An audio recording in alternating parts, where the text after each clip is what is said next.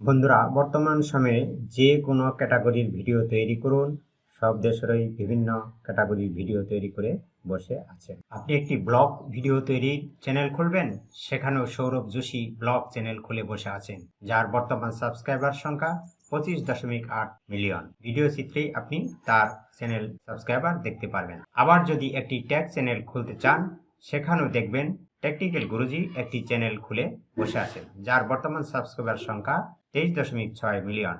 আপনার ভিডিও চিত্রে তা দেখতে পারবেন।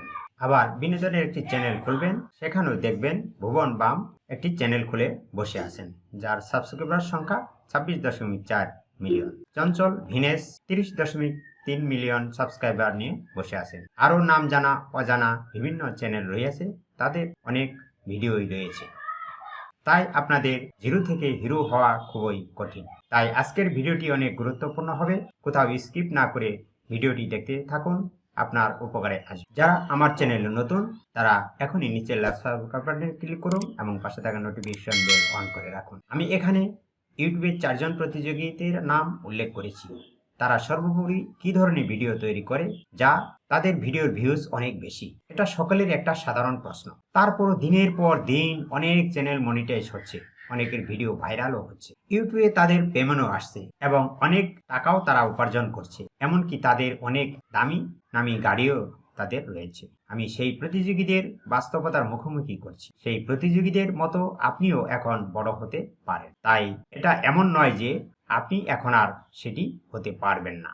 আপনি বড় হতে পারেন, কিন্তু আপনাকে ভিন্ন কিছু করতে হবে। এখন আমি আপনাকে বলছি ভিন্নভাবে কি আপনার করা প্রয়োজন। পূর্বের ন্যায় আপনার এখন আর কোনো সমস্যা নেই। আগে খারাপ মাইক্রোফোন ছিল, খারাপ অডিও ছিল, এখন বর্তমানে যুগে অনেক ভালো উন্নত ধরনের মাইক্রোফোন এসেছে এবং সাউন্ড বক্স এসেছে, যেটার মাধ্যমে আপনি খুবই উন্নত মানের ভিডিও তৈরি করতে পারবেন। বর্তমানে প্রতিযোগিতার সংখ্যা বেশি, তাই বেশি বেশি আপনার মনোযোগী হওয়া উচিত। এভাবেই অনেকের চ্যানেল বড় হয়েছে।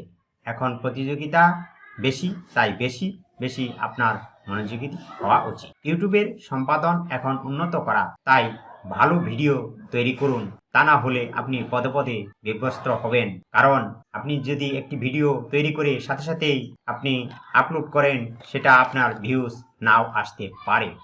আর একটি ভিডিও আপনি অ্যানালাইসিস করবেন, অ্যানালাইসিস করার পর সেটিকে দেখবেন, বারবার দেখবেন, দেখে কোথাও ভুল আছে কিনা সঠিক করবেন।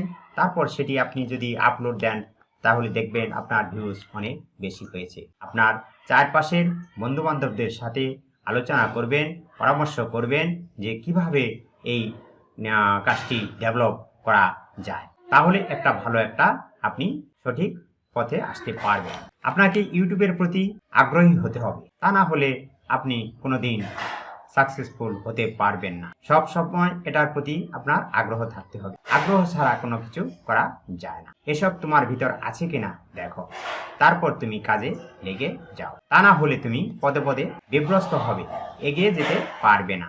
আর যদি এটা তোমার ভিতরে না থাকে, তাহলে তুমি আজই ইউটিউব পরিত্যাগ করো, এটাই তোমার জন্য ভালো হবে। ধন্যবাদ সবাই।